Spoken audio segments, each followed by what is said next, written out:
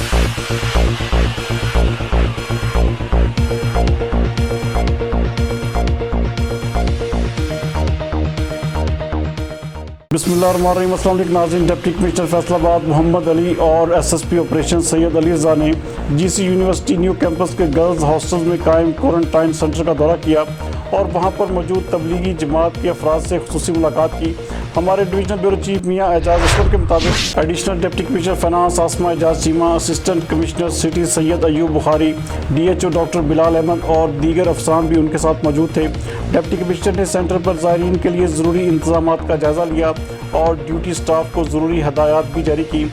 उन्होंने GC new campus पर तबलीगी जमात के क्वारंटाइन ज़ायरीन से समाजी फासला रख कर गुफ्तगू की और उनके मसाइल दरियाफ्त करते हुए उन्हें फौरी हल करने की यकीन दहानी भी करवाई।